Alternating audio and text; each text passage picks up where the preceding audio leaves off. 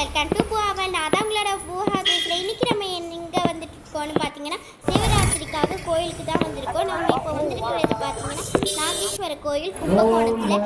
அங்கே வந்துட்டு பார்த்தீங்கன்னா இந்த மேட்டெல்லாம் போட்டுருந்தாங்க. சரி ஓகே நாங்களும் நடந்து போய்கிட்டே இருந்தோம். சாமியை பார்க்கலாம் நினச்சோம், ஆனால் ரொம்ப கூட்டமாக இருந்துச்சு. நெக்ஸ்ட்டு வந்துட்டு பார்த்தீங்கன்னா நாங்கள் ஒரு கோயிலுக்கு வந்துட்டோம். அந்த கோயிலோட பேர் வந்துட்டு பார்த்தீங்கன்னா சோமேஸ்வரர் கோயில். இதுவும் கும்பகோணத்தில் தான் இருக்குது. பக்கத்துலேயே இருந்தனால நாங்கள் நடந்து வந்துட்டோம். லைட்டிங்கெல்லாம் செம்மையாக நானும் பார்த்துட்டே வந்துகிட்டே இருந்தேன்னா அப்புறம் வந்துட்டு பார்த்தீங்கன்னா கோயிலுக்குள்ளே வந்துட்டோம். கோயிலுக்குள்ளே வந்ததுமே பார்த்தீங்கன்னா கூட்டம் கம்மியாக தான் இருந்துச்சு. நிறைய விளக்கெல்லாம் ஏற்றிருந்தாங்க. சரி ஓகே விளக்கு ஏற்றலான்னு சொல்லிட்டு நாங்களும் வந்துட்டு நடந்து போய்கிட்டே இருந்தோமா. ரொம்ப தூரத்துக்கு கட்டி வச்சுருந்தாங்க.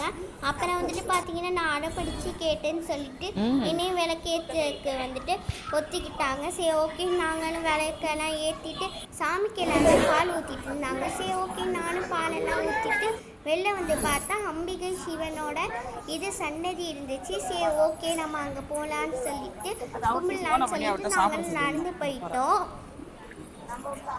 அங்கே நடந்து போய் பார்த்தோமா, அங்கே வந்துட்டு துண்ணூரெல்லாம் கொடுத்தாங்க. அதெல்லாம் வந்துட்டு வாங்கிட்டு நாங்கள் வந்துட்டு சாமியெல்லாம் கும்பிட ஆரம்பிச்சிட்டோம். இங்கேயும் நல்ல அலங்காரம்லாம் பண்ணியிருந்தாங்க.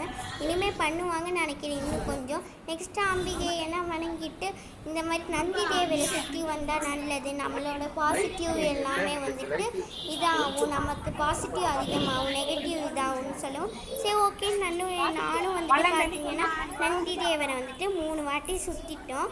இப்போ வந்துட்டு பார்த்தீங்கன்னா நாங்கள் வந்துருக்கிறது கும்பேஸ்வரர் கோயிலுக்கு தான் வந்திருக்கோம். இங்கே தான் செம கூட்டமாகவும் இருந்துச்சு. நிறைய லைட்டிங்கும் போட்டிருந்தாங்க.